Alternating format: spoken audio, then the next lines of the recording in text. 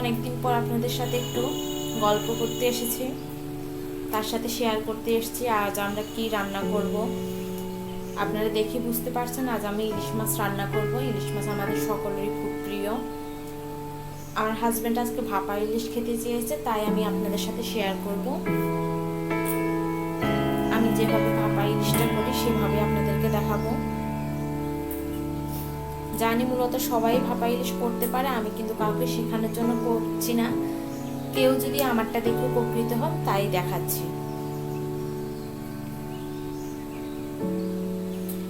ইলিশ মাছ রান্না করার জন্য আমি এখানে নিয়েছি কিছু ইলিশ মাছ, কেটে ধুয়ে পরিষ্কার করে নিয়েছি। ইলিশ মাছটাকে আমি ভাপা ইলিশে রান্না করব, তাই আরও নিয়েছি আমি এখানে নারকেল আর শস্য বাটা একসাথে নিয়েছি, কাঁচা লঙ্কা কুচি নিয়েছি, আর নিয়েছি হলুদ আর লবণ।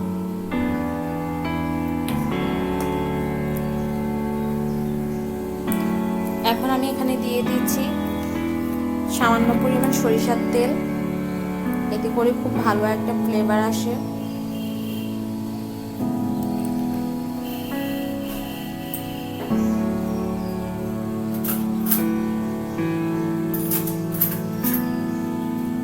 সবগুলো আমি মিক্সড করে নেব।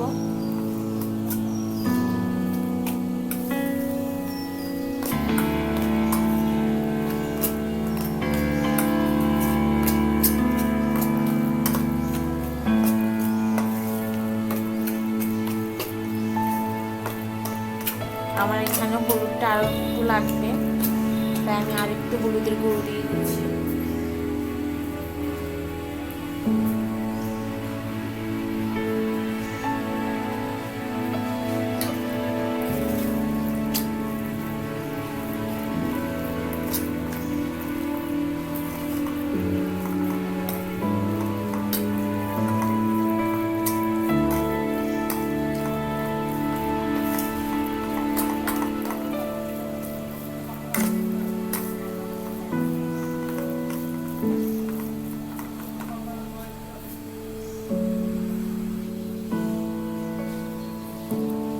এখানে সবগুলো উপকরণ মাছের সাথে খুব ভালোভাবে মিক্সড করে নিব।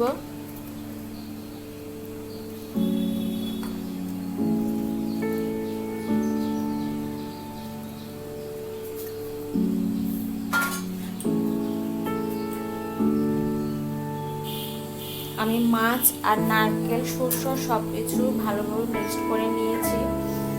এখন আমি এখানে একটা কোটো নিয়ে নিলাম। আমি এখানে একটা ঢাকনাওয়ালা কোটো নিয়েছি স্টিলের, এরকম ঢাকনাওয়ালা।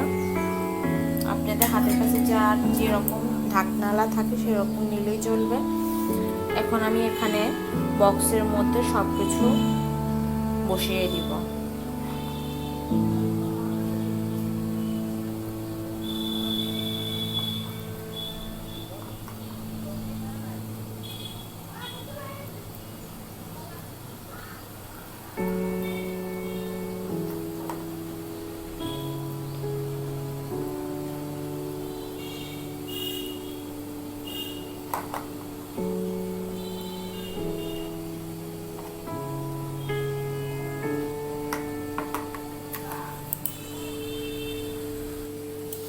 ফালি করা কাঁচা লঙ্কাগুলো দিয়ে দিচ্ছি এখানে।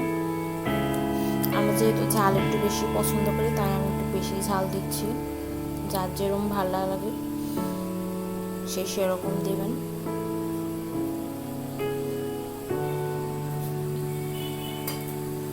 আর সামান্য একটু সরিষার তেল উপর দিয়ে দিচ্ছি।